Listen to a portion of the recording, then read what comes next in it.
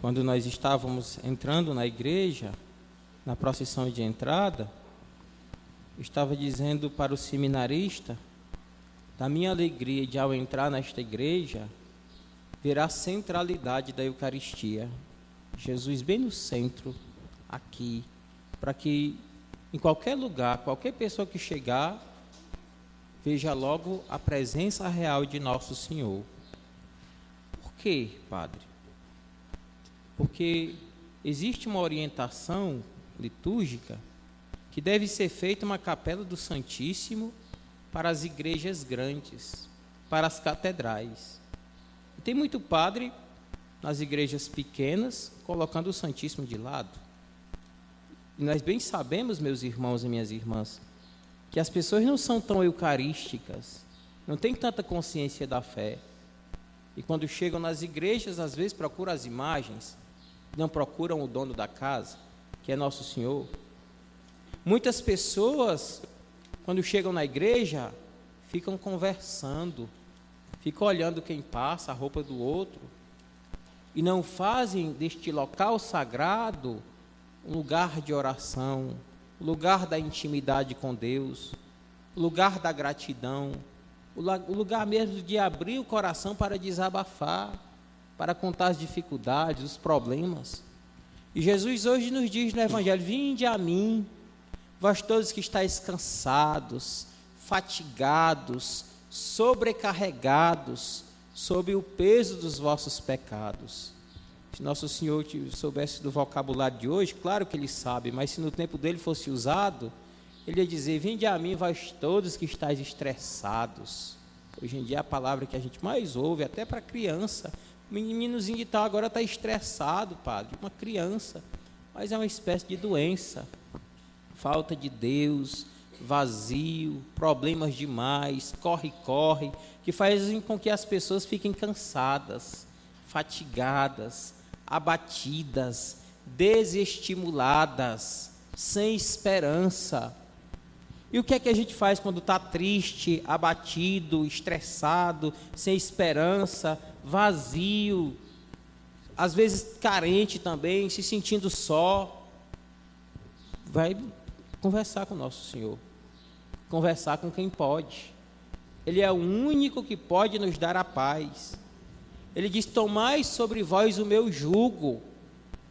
Nós temos os nossos jugos, o jugo causado pelo pecado, o jugo que os problemas causaram em nós, as pessoas causaram em nós, mas Ele nos diz hoje: tomai sobre vós o meu jugo, a minha lei, o meu ensinamento, a minha forma de vida.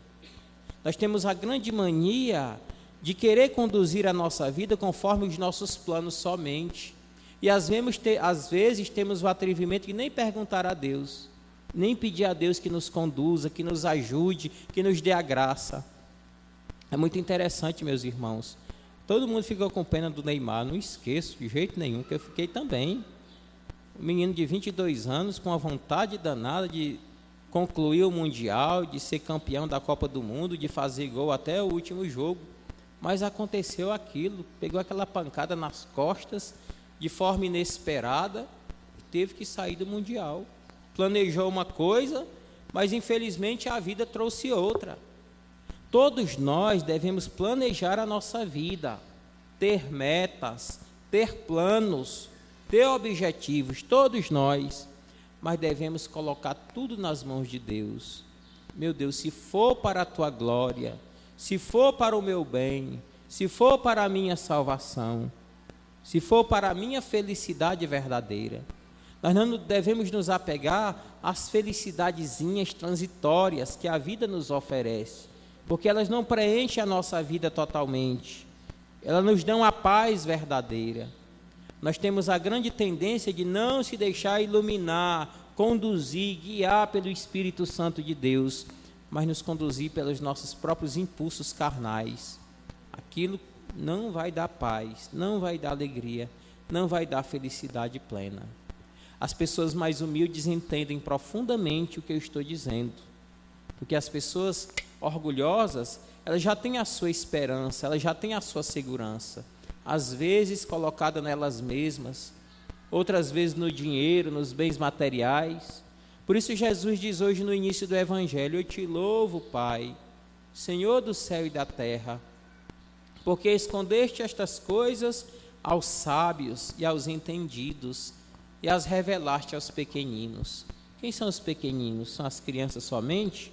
Não são só as crianças, mas são as pessoas que sentem necessidade de Deus, têm necessidade de uma oração, leitura da palavra de Deus, e essa necessidade interior, acima de tudo, de estar com Jesus na Eucaristia, na hóstia consagrada.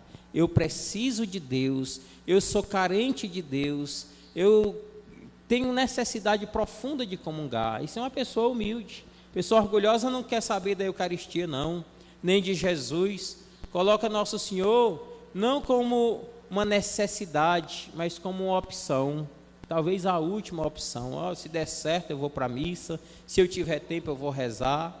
E não é assim que as coisas funcionam. Deus deve estar sempre em primeiro lugar, comandando, dirigindo, direcionando a nossa vida, os nossos pensamentos e, acima de tudo, os nossos sentimentos também, que são carnais e que, às vezes, fazem de tudo para nos prejudicar e prejudicar também as pessoas que estão próximas de nós. Então, quando você estiver cansado, estressado, abatido, sofrido, angustiado, temeroso, doente, não vá no espiritismo, não vá na macumbeira, não vá no rezador. Às vezes tem gente que procura rezador de todo jeito. Se for da igreja, tudo bem. Se comungar e rezar, pode ir. Mas vem aquele que tudo pode. Se você não está vindo aqui, é porque você ainda não tem fé na Eucaristia. E busquemos Nosso Senhor, porque só Ele alivia o nosso fardo, só Ele nos dá a paz.